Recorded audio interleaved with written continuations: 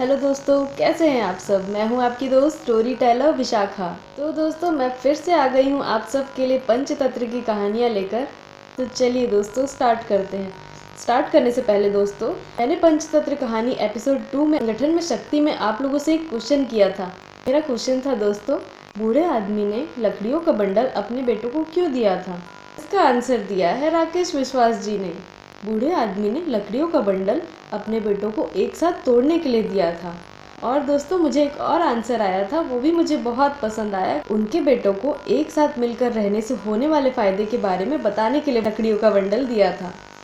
तो दोस्तों, आंसर देने के लिए आप लोगों को बहुत सारा थैंक यू। ऐसे ही आंसर देते रहिए और मुझे मोटिवेट करते रहिए। मुझे बहुत अच्छा लगता है जब कमेंट करके आप लोग मुझे आंसर देते हैं।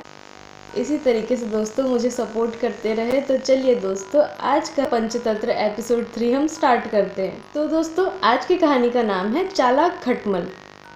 एक राजा था। राजा के शयन कक्ष में मंद विसर्पणी नाम की एक जू ने डेरा डाल रखा था। रात को जब राजा सोने जाता तो वो चुपके से बाहर आती और राजा का खून चूसकर चुपचाप अपनी जगह जाकर छुप जाती। संयोग से एक दिन अग्निमुख नाम का एक खटमल भी राजा के शयन कक्ष में आ पहुंचा। जू ने जब उसे देखा तो उसे वहां से चले जाने के लिए कहा। उसे अपने अधिकार क्षेत्र में किसी अन्य का दखल सहन नहीं था। लेकिन खटमल भी कम चतुर नहीं था। खटमल बोलता है, देखो, मेहमान से इस तरह का बर्ताव नहीं किया जाता। आज रात मैं तुम्हारा मेहमान हूँ। जू अंततः खटमल की चिकनी चुपड़ी बातों में आ गई और उसे शरण देते हुए बोली, ठीक है, तुम यहाँ रात भर रुक सकते हो, लेकिन राजा को काटोगे तो नहीं उसका खून चूसने के लिए।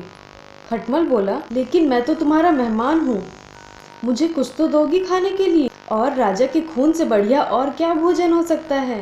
ठीक है, जू ने कहा, तुम चुपचाप राजा का खून चूस लेना, उसे पीड़ा का एहसास नहीं होना चाहिए। जैसा तुम कहोगी वैसा ही होगा। कहकर खटमल शयन कक्ष में राजा की प्रतीक्षा करने लगा। रात होते ही राजा आया और बिस्तर पर पड़कर सो गया। खटमल सब कुछ भूल राजा को काटने के लिए दौड़ा और खून चूसने लगा।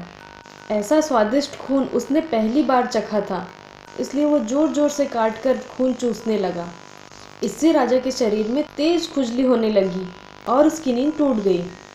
उसने क्रोध में आकर अपने सेवकों को काटने वाले जीव को ढूंढकर मारने को कहा। ये सुनकर चतुर खटमल तो पलंग के पाए की तरफ छुप गया, लेकिन चादर के कोने पर बैठी जू राजा के सेवकों के नज़र में आ गई। उन्होंने उसे पकड़कर मार डाला। तो दोस्तों, हमारी कहानी यहीं ख़त्म हुई। आपको कहानी कैसी लगी मुझे कमेंट करके ज़रूर बताइएगा। और दोस्तों, आपने इस कहानी से क्या सीखा।